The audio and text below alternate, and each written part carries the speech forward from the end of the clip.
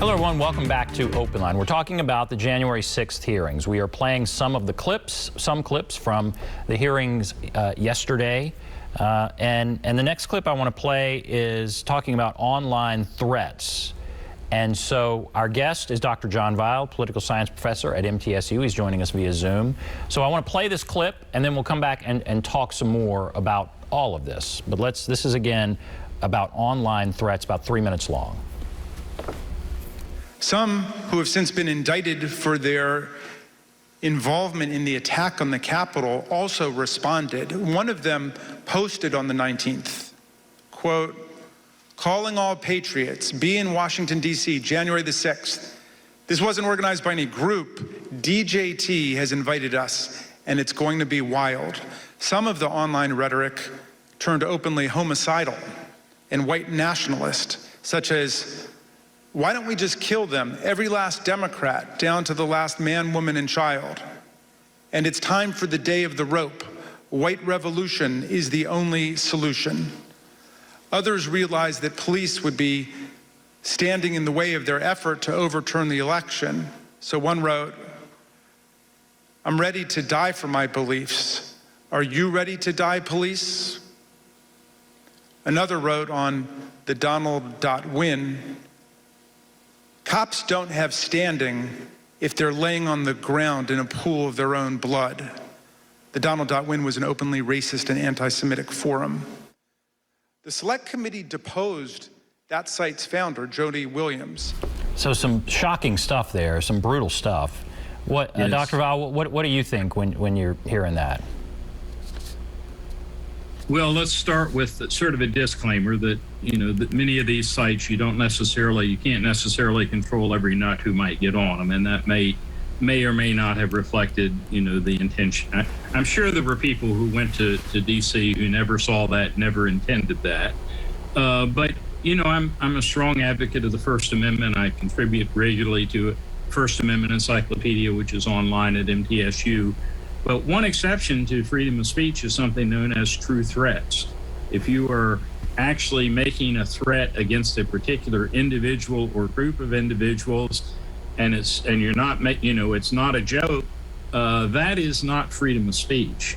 And I guess that goes without saying in a way, but this is very shocking. And as long as we keep dividing the world into us and them, black and white, good and evil, and applying it to our own fellow countrymen, we're in dire circumstances.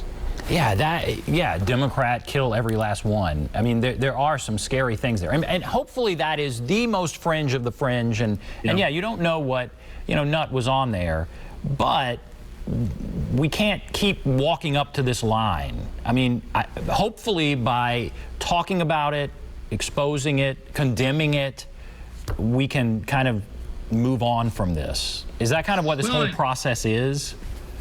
And if you think about it, how many Trump supporters have been on the, have been complaining about people who are mistreating the police and not giving them fair warning and all the rest. And I mean, these are the people that I taught my children to trust. If you get in trouble, go to a policeman, go to a fireman, go to a teacher or to a helper. And now we're talking about having them, in their own pools of blood. That is truly shocking. Let's go to the phones again. Let's go to Tom. Hello, Tom. Hey, hello. How y'all doing? Fine. What's on your mind? Well, a lot of stuff. I think, you said you're not entitled to your own facts. Donald Trump is not the president. He was not reelected. That's a fact. We all know that. This is the guy that said he could shoot somebody on Fifth Avenue, and during Charlottesville, he said that neo-Nazis and the Ku Klux Klan were fine people. Now, that's the character of the guy that did not win. Now, Cheney said that Trump was willfully blind. Would you please tell the people out there what that means? I know what it means, but would you mind telling them? Thank you. Thank you. That was, he's referring to that first segment we played from Liz Cheney. Yeah, she said willfully blind. What about that?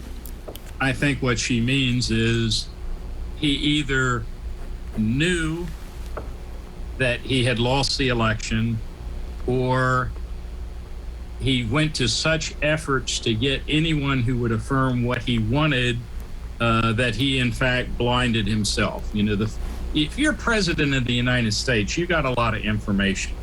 You hold the levers of power. You're the one executing the law. It is very difficult to believe that the results come in, you've won an election, you know what it's all about, and that you can't interpret electoral results. Right. There was a great deal of discussion about this explosive meeting on December 18th. They call that a turning point. And it was after that meeting where there was people that were saying, Mr. President, you lost, and people saying, Mr. President, you should push onward. Donald Trump apparently decided to push onward and sent out a tweet inviting people there on January 6th. What did you think about what, you know, they kind of exposed about that December 18th meeting? Well, I mean, the shocking thing about it was that he had gathered practically every nut in the country. You know, a general who he had to had to pardon for offenses, who had wacky ideas about involvement by Venezuela, a lawyer who had lost approximately 60 cases in court, was making baseless accusations about voting machines. The sad thing about the meeting is that Mike Lindell wasn't there to hand out pillows. If there had been a pillow fight, it might have done less damage than some of the language and some of the conversations that actually occurred. Yeah, we got a few calls. Let's go to Joy. Hello, Joy.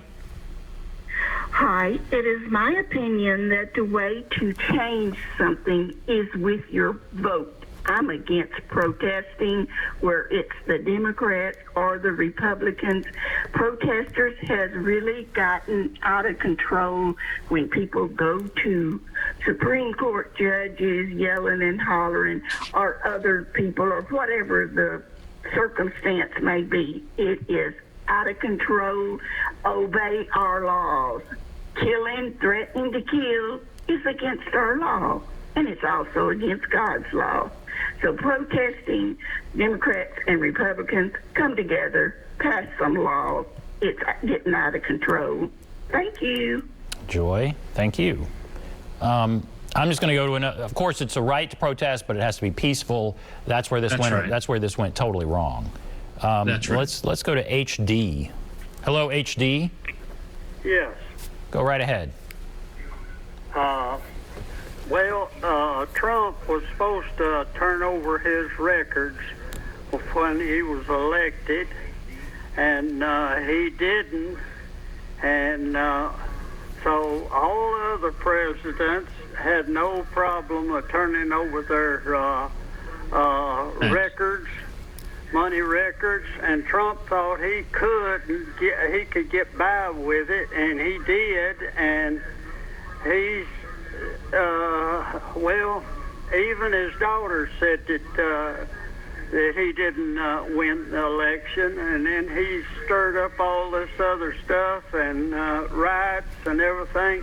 He ought to pay himself what it costs to fix that Capitol instead of the taxpayers. Okay. All right. Thank you, HD. Thank you for that call. I'm going to take one more call, and then we'll hear from you, Dr. Val. Linda? Linda? That might not be Linda.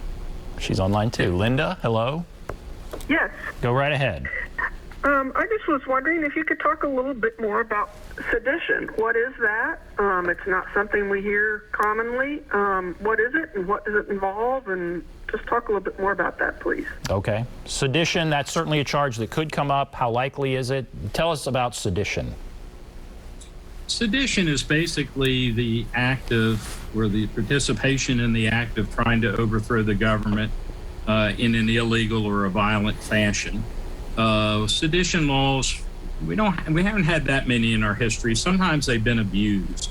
There was a long line of what were called seditious libel cases, where somebody would simply speak against the government using their First Amendment rights, and they would be accused of this. But there are occasions where people, if they're calling for violent, illegal actions, that is sedition. It's close to treason. It's basically making war against your own country and the democratic processes within your country.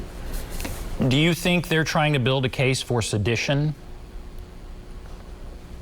Again, I think there's a more particular part of the federal code that deals specifically with interfering with electoral results, and particularly, calling people and trying to persuade them illegally to change votes. But again, the purpose of the committee is not going to be to indict. They may pass on information to the Attorney General, but he'll ultimately have to decide what, if any, criminal charges would be brought. What did you think about the fact, in a previous hearing, we learned about pardon requests from some aides? Yes. What did you think about that when that came out? And I can't remember all the aides, but there were a lot who would ask directly for pardons. And what does that say? Well, it suggests, it doesn't prove, but it suggests a cognizance of possible guilt. I can't imagine asking the president for a pardon because I can't think of anything that I've done illegally. But if you have a fear that maybe you did in fact cross the line, then, again, it doesn't prove that you did, but it proves that you have enough doubts about it. You know what you were dealing was underhanded enough that it might even be a criminal act. So try to get some security for it. This person I'm reading here, to prove a charge like seditious conspiracy, the committee would have to really demonstrate that there's a direct link between the former president and these far-right extremist groups. Right. You watched all of those hearings yesterday. Do you think there is that kind of direct link? Are they getting there, or where do you think they are with that? They've gotten closer. Certainly, Flynn, who's the Nixon supporter, whose name is not coming to mind. There's certainly some that had fairly direct ties, say, with the Proud Boys and whatever. Roger Stone is who you're thinking of. Roger Stone. Yeah, Roger Stone. It seems clear that when Trump said stand by and stand down, that they interpreted this as his message to them. But I guess you don't become president without being a bit clever. You don't earn a couple $1 billion without doing it. And my guess is that Trump has done his best to try to insulate himself from any direct connection to these groups. But, a lot of interesting things and unexpected things have come out in the hearings, and there could be more. The next hearing is going to be in prime time, and it's going to be about, they're going to go minute by minute on that night, or on that day, what happened. And that will be fascinating. All right, we're going to take a break. Then we're going to come back. We're going to hear another clip from the testimony. We'll take a break. Be back right after this.